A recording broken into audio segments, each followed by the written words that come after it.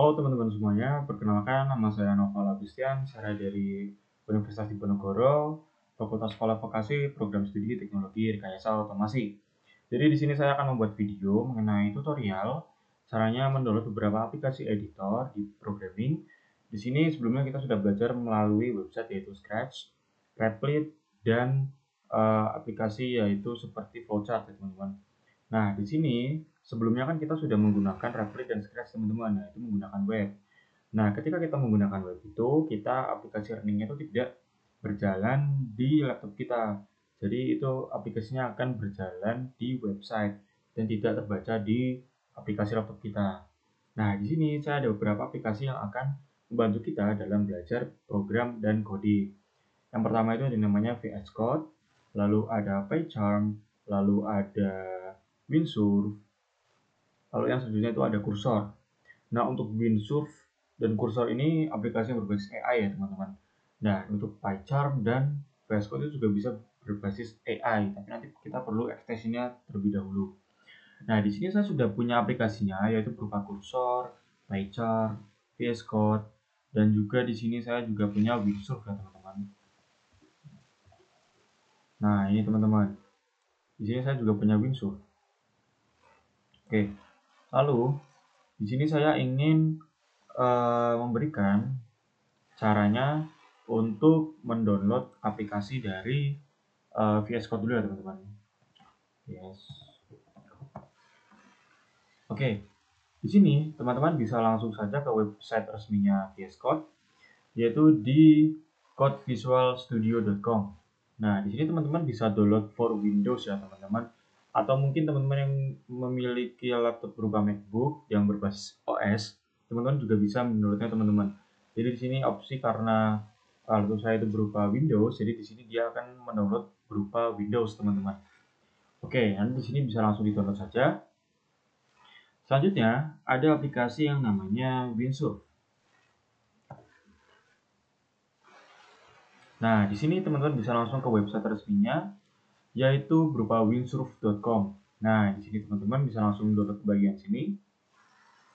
Nah, nanti di sini teman-teman akan menjumpai yaitu download for Windows. Nah, di sini teman-teman bisa download for kali 64 ini teman-teman. Oke, ketika sudah, kita akan langsung ke aplikasi selanjutnya, yaitu berupa PyCharm. Nah, di sini teman-teman bisa masuk ke yang JetBrains ini ya teman-teman. Oke, teman-teman bisa langsung download di bagian sini. Nah, di sini teman-teman bisa langsung download for Windows di bagian sini teman-teman. Oke, nah ini bisa langsung di-download aja. Kalau sudah, teman-teman bisa langsung ke aplikasi selanjutnya yaitu Cursor. Nah, ini bisa langsung ke aplikasi resminya ya teman-teman. Nih, ini nanti ada opsi yaitu OS dan juga Windows ya teman-teman. Nah, di sini kita pilih opsi yaitu berupa Windows. Oke, setelah teman-teman selesai menginstal, teman-teman bisa masuk ke bagian file download. Nah, ke bagian sini, teman-teman bisa langsung di-download ya teman-teman. Atau di running.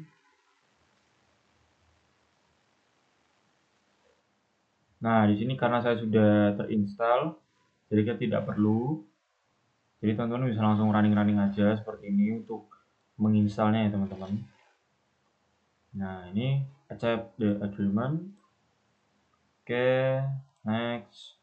Nah, ini bisa langsung diinstal karena saya sudah menginstal jadi tidak perlu.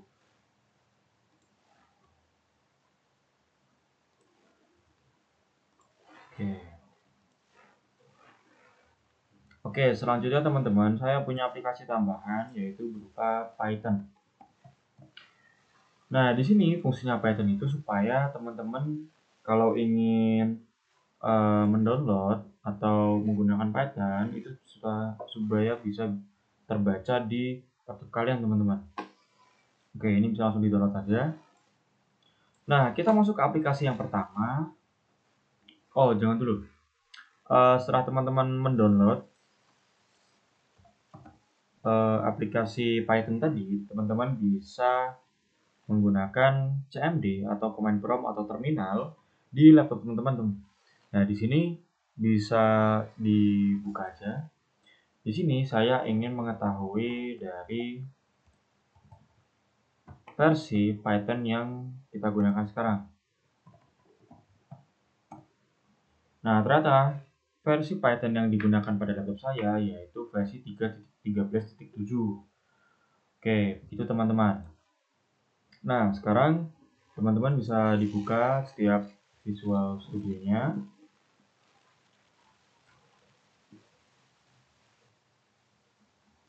Oke, teman-teman, di sini saya sudah punya beberapa file karena saya sudah mendownload. Di sini sebelum teman-teman menggunakan VS Code, nah di sini teman-teman bisa langsung ke bagian extension. Extension itu fungsinya apa sih? Extension itu berfungsi menggunakan bahasa yang ingin kita gunakan. Semisal di sini kita ingin menggunakan yaitu Python.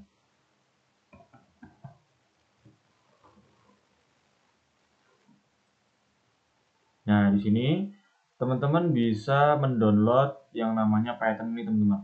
Nanti kalau teman-teman belum menginstal, di sini ada yang namanya tulisan install seperti ini, teman-teman. Nah, di sini teman-teman bisa langsung ketik aja, bisa di-download, lalu bisa digunakan. Oke, selanjutnya kita akan coba ke bagian Python ini, ke bagian file ini, teman-teman.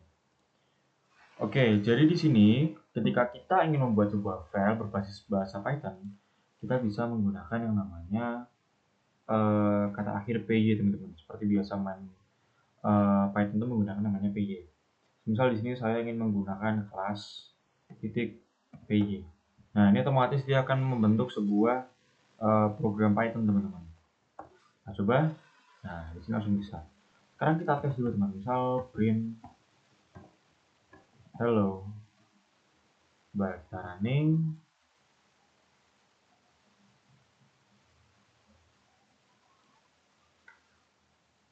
Oke, di sini bisa ya teman-teman untuk menggunakan halo ini. Oke, lalu kita coba ke aplikasi selanjutnya yaitu PyChart.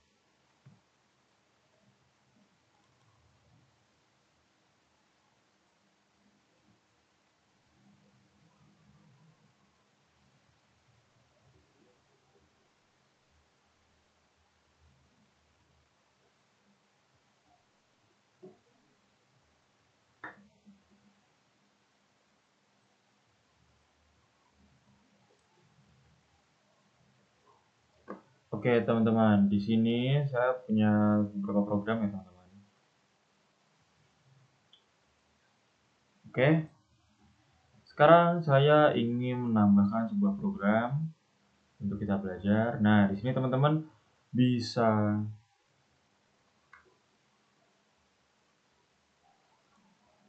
Oke, teman-teman, selanjutnya kita akan lanjut ke aplikasi yaitu yang namanya PyChart. Nah, di sini saya sudah melaksanakan beberapa program untuk mengetes. Di sini teman-teman bisa masuk ke bagian file project ini, lalu teman-teman bisa titik tanda plus. Di sini pilih yang namanya Python file. Di sini misal saya ingin menulis yang namanya belajar coding. Oke, di sini saya punya filenya sendiri ya, teman-teman. Sekarang saya ingin mencoba yang namanya print lagi, teman-teman. Kita coba print. Halo guys. Nah, kita coba print dulu. Kita coba running. Oke, di sini sudah bisa ya, teman-teman. Sekarang kita coba lagi kalau semisal nama itu sama dengan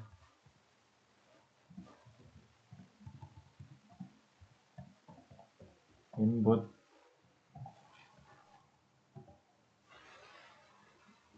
Siapa namamu?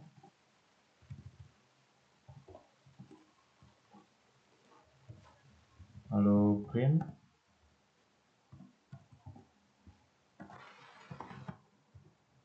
Namaku.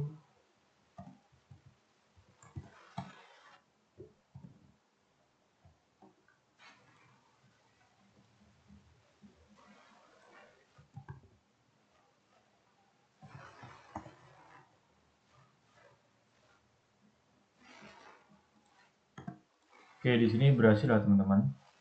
Kita mencoba running.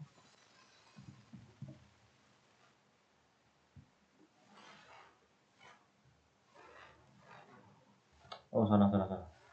Oke, namaku Naufal. Oke, di sini sudah berhasil. Dan sekarang, jadi selain kita bisa memprogram di sini, kita juga bisa program di eh, yang namanya terminal teman-teman atau CMD tadi. Jadi seperti yang saya bilang tadi, kalau semisal kita menggunakan aplikasi editor yang sudah kita install di laptop, maka program tersebut secara otomatis juga dapat terbaca di terminal teman-teman. Contohnya seperti ini. Sekarang kita coba. Nah, di sini saya tulis nama saya. Nah, di sini akan langsung muncul program yang sudah kita buat di PyCharm ini teman-teman. Jadi seperti itu. Nah, oke, aplikasi selanjutnya yaitu ada yang namanya kursor teman-teman. Kita coba buka kursor.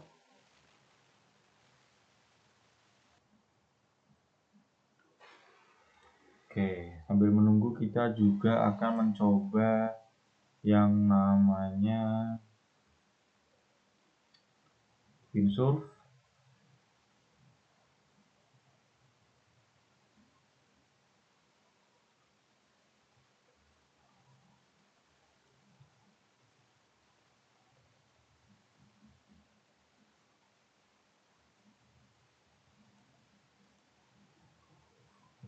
Nah, oke teman-teman. Di sini teman-teman ketika menggunakan Windsurf, jangan lupa teman-teman untuk menyambungkannya ke dalam VS Code. Mengapa perlu menyambungkannya kepada VS Code? Supaya nanti file yang teman-teman buat di bagian uh,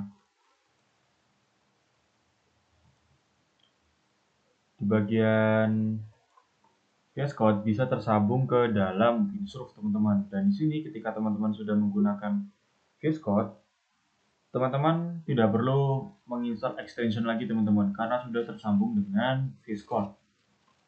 Oke, di sini kita coba lagi. Nah, di sini nanti saya juga print halo kan. Misal di sini saya juga ingin print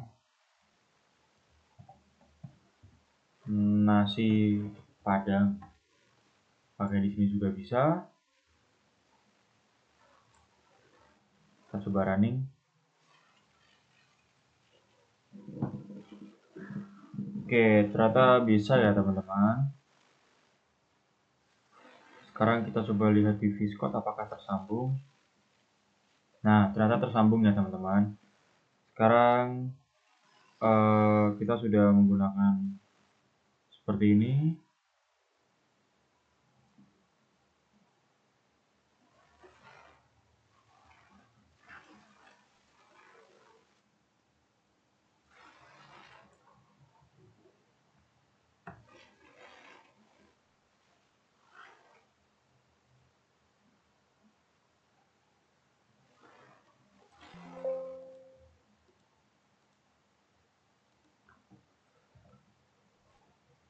Nah, di sini dari VS Code-nya juga bisa terhubung ke dalam terminal, teman-teman.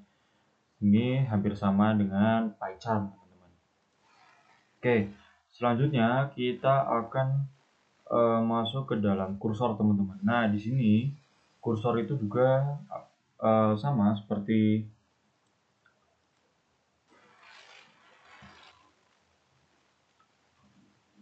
aplikasi 3 lainnya, yaitu berupa eh,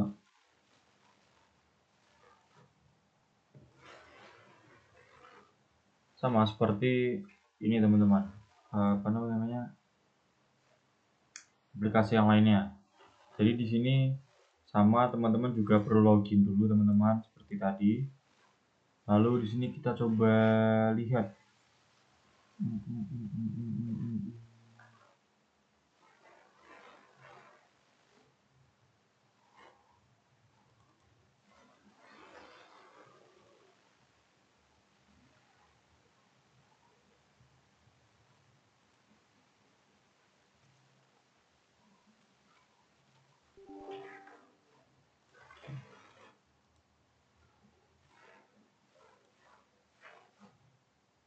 Nah, di sini ternyata saya belum menginstal extension Python ya, teman-teman. Nah, di sini teman-teman bisa menggabungkan eh,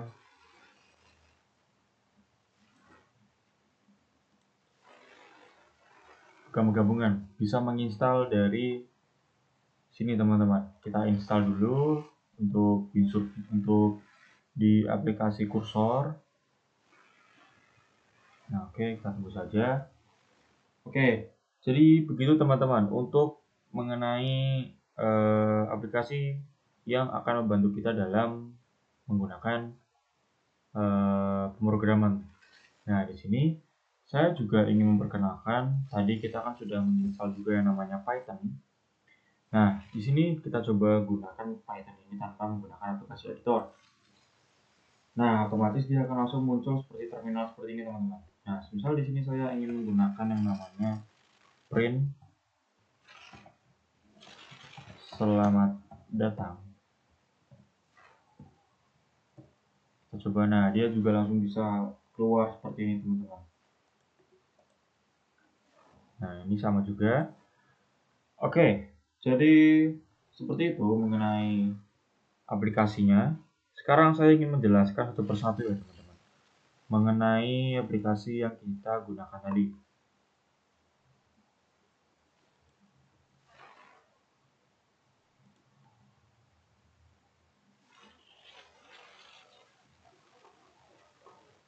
Oke, jadi yang pertama yaitu adalah VS Code, adalah editor kode yang sangat populer karena ringan, fleksibel, dan mendukung hampir semua bahasa pemrograman melalui ekstensi atau extension yang tadi kita sudah install.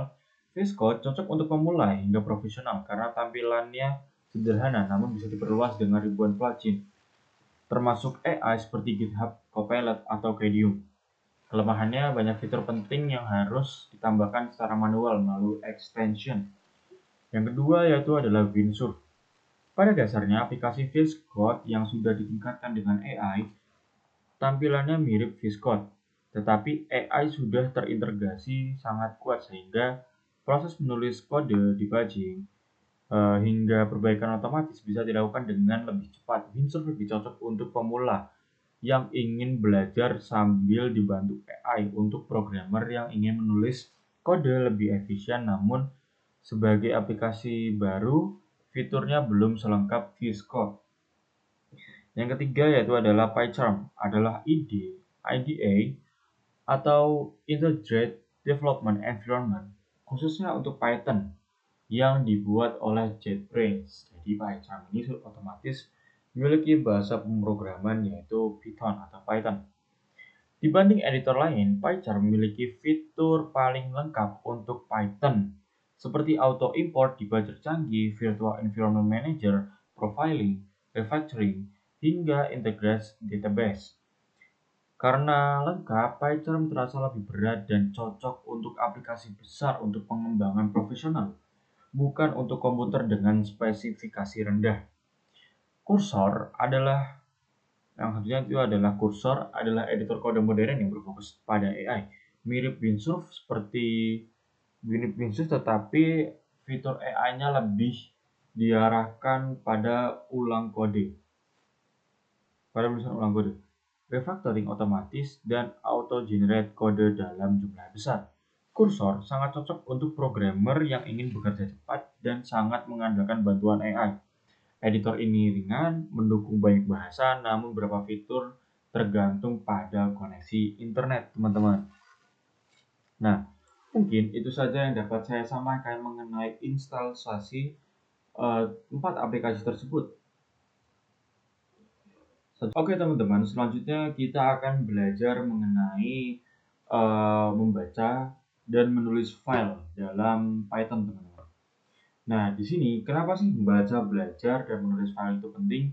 Dalam pemrograman, kita sering perlu menyimpan data pengguna, membuat log, proses teks, membuat catatan otomatis, dan membaca konfigurasi dari file. Semua itu dilakukan dengan file handling, yaitu kemampuan program untuk membuat, menulis, dan membaca file. Python memiliki cara yang sangat sederhana untuk melakukan hal ini, yaitu yang pertama yaitu ada dasar utama, yaitu menggunakan fungsi open. Di sini Python menggunakan fungsi open. Di sini kita bisa menggunakan open, nama file, dan mode. Untuk mode W menulis, mode A menambahkan teks di akhir file, dan R membaca file. Jadi kita akan mencoba menggunakan cara ini untuk membuka dari library yang kita gunakan, teman-teman. Yang pertama yaitu cara membuat atau menulis file baru writing. Nah, di sini kita akan menggunakan yang namanya cara menulis, teman-teman. Ini ada penjelasannya yaitu kita menggunakan with open data txt. Jangan lupa kita perlu menggunakan yang namanya format txt. Lalu kita menggunakan W sebagai modenya untuk menulis ulang lagi. Lalu selanjutnya kita akan menggunakan file write atau W ini. Lalu kita tulis dengan hello, ini teks pertama saya. Seperti ini, teman-teman. Lalu kita akan coba di PyCharm, ya, teman-teman. Nah, di sini saya ada yang namanya library yaitu berupa test.txt ini.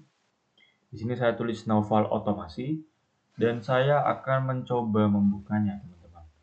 Nah, di sini untuk petunjuk cara membukanya yaitu yang pertama. Nah, ini cara membaca file, teman-teman.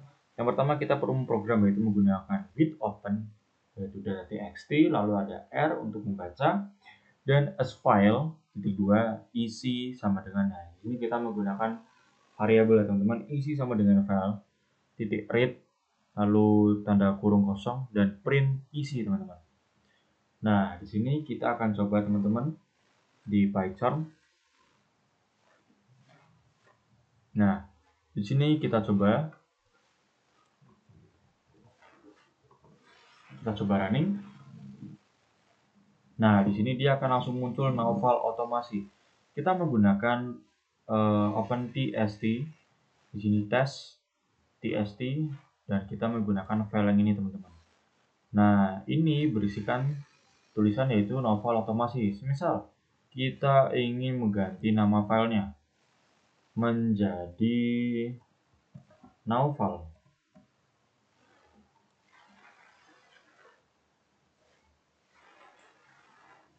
Nah, di sini otomatis di program ini dia juga akan langsung terganti, teman-teman. Nah, di sini fungsinya itu dia akan membaca program dari library lain. Oke, selanjutnya lanjut ke materi selanjutnya, ada yang namanya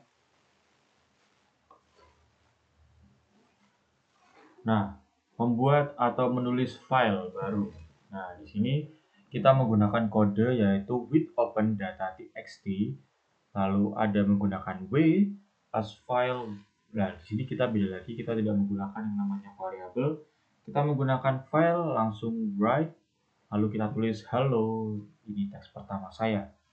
Nah, di sini kita coba. Oke, ini kita komen dulu. Nah, sekarang kita coba yang ini, teman-teman. Oke, with open txt. Nah, di sini belum diganti ya, teman-teman. Oke, kita coba.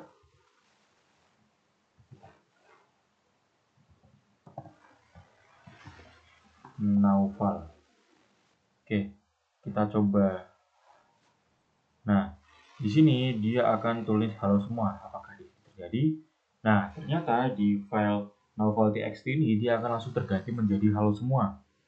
Nah, jadi kalau semisal kita ganti lagi menjadi halo guys. Nah, kita coba. Nah, ternyata juga akan terganti ya, teman-teman. Nah, di sini kita juga bisa membuat sebuah file baru, yaitu dengan cara menggunakan cara file underscore lain seperti ini. Kita coba menggunakan nama seperti ini untuk membuat file baru. Apakah dia akan membuat? Kita coba. Nah, ternyata dia otomatis di sini dia akan langsung membuat ya, teman-teman, file baru. Jadi selain bisa membuat file baru, dia juga bisa mengganti, teman-teman. Nah, novel.txt, lalu di sini juga bisa menggunakan file lain. Nah, file lain juga akan berisi data yang sudah kita buat di sini, teman-teman. Nah, di sini dia akan langsung membuat. Oke, selanjutnya kita lanjut ke materi, yaitu cara menambahkan kalimat namun tidak mengganti kalimat yang sudah kita isi, teman-teman. Nah, di sini kan tadi kan kita sudah menggunakan W untuk mengganti kalimatnya, tapi kalimatnya yang sebelumnya itu hilang. Nah, sekarang bagaimana ketika kita menambahkan yang saja tanpa menghilangkannya? Kita menggunakan kode A, tapi kode yang lainnya ini kita tidak ubah. Nah, coba teman-teman di PyCharm. Oke, kita coba yang ini. Kita coba buka komennya. Di sini kita ada di novel.txt. Tulisannya "Halo guys". Sekarang kita coba running. Apakah akan menjadi halo semua? Nah, di sini ternyata dia akan menjadi halo semua. Halo semua. Ditambahkan ya teman-teman, bukan diganti. Oke, kita ganti dulu ininya. Oke, seperti ini. Kita running lagi.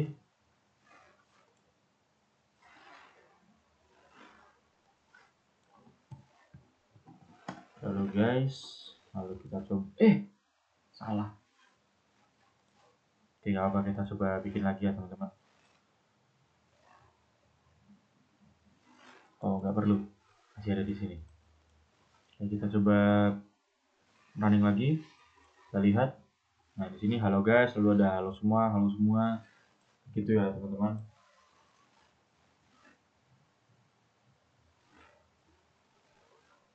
Oke, jadi begitu saja untuk cara membaca dan menambahkan file ya teman-teman di library yang lain. Selanjutnya, kita akan masuk ke dalam penjelasan, yaitu apa sih itu library. Oke teman-teman, sekarang kita akan belajar mengenai apa itu library.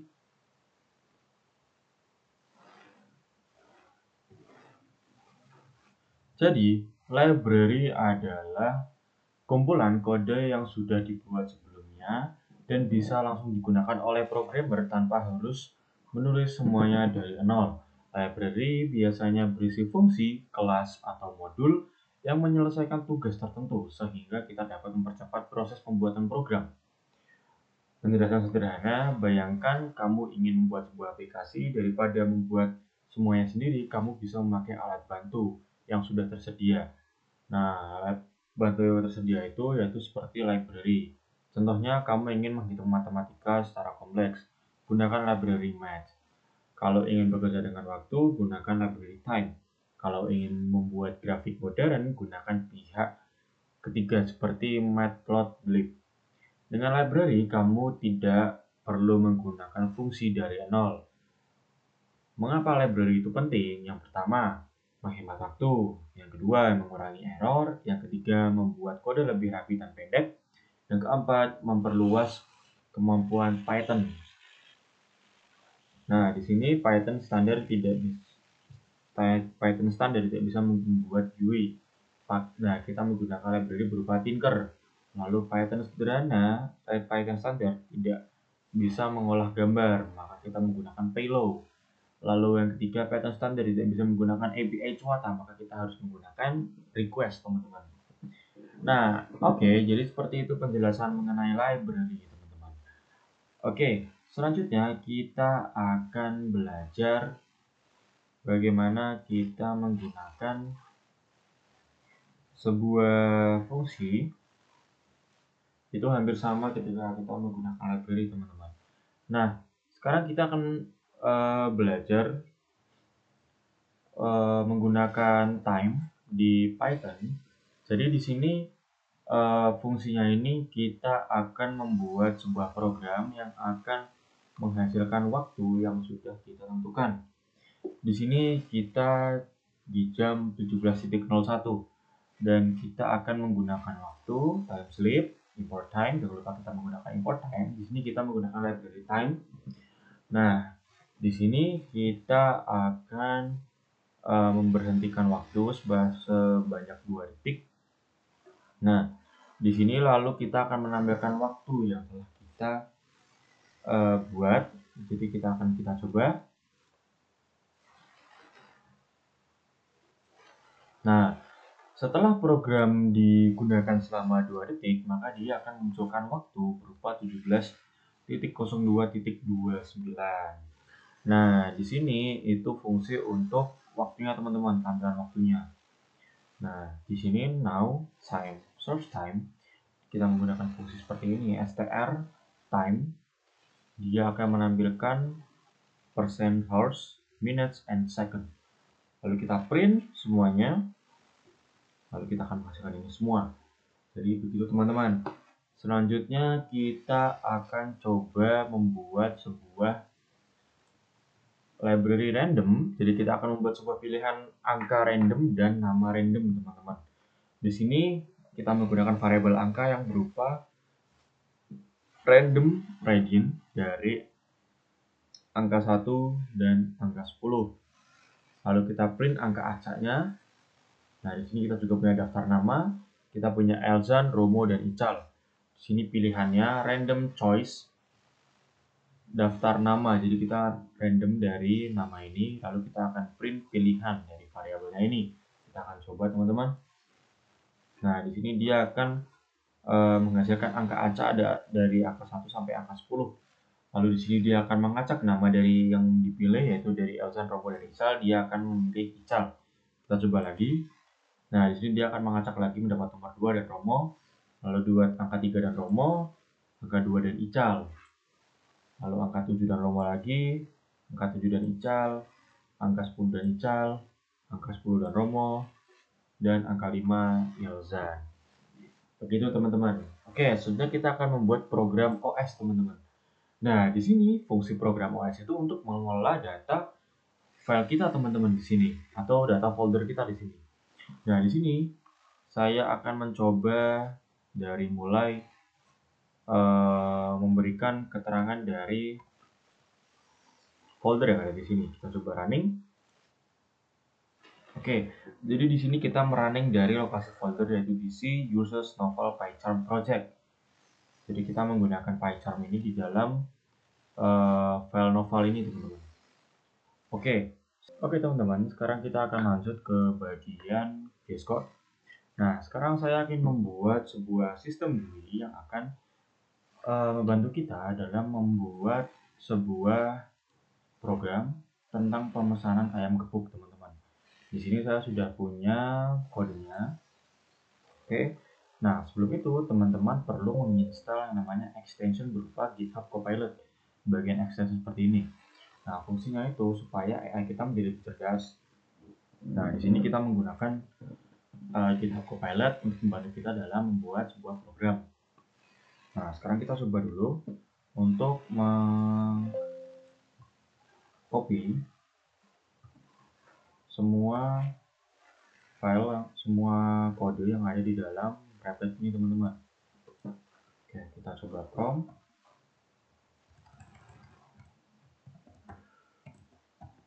Buat menjadi GUI yang menarik akan ayam goreng. Oke, kita coba.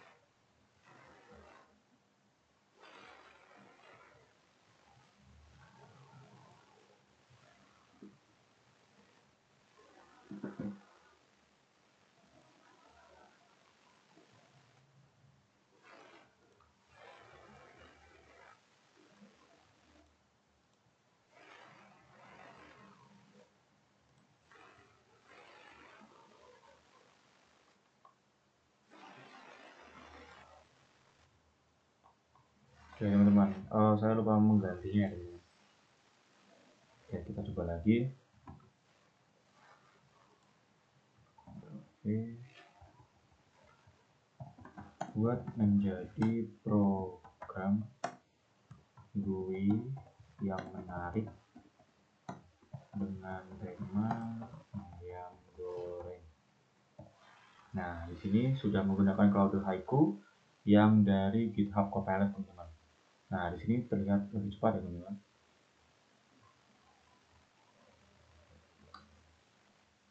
Oke, di sini dia menggunakan library berupa Tinker, teman-teman. Oke, tinggal kita tunggu saja.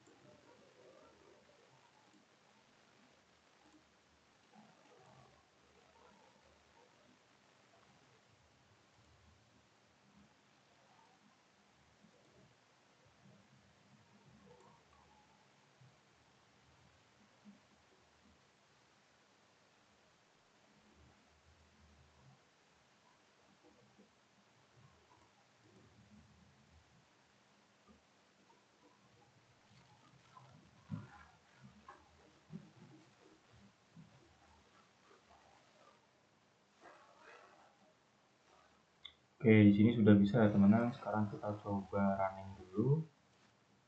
Apakah bisa?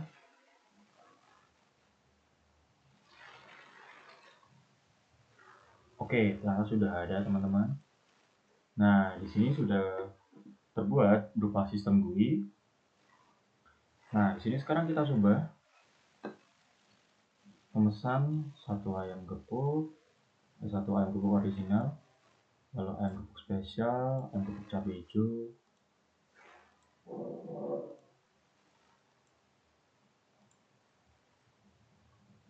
Satu, kita update pesanan. Ini agak error ya, teman-teman.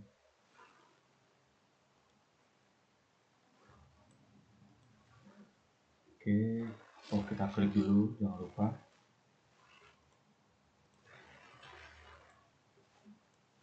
Oke, di sini sudah. Sekarang kita coba proses pemesanan. Dan di sini struk pesanannya ada restoran ayam gepuk, lalu kita menggunakan semua menu dengan total yaitu satu semua, dan kita menggunakan tips sebanyak 1%, baik itu 1.600. Nah, kita mendapatkan total harganya yaitu 60.600.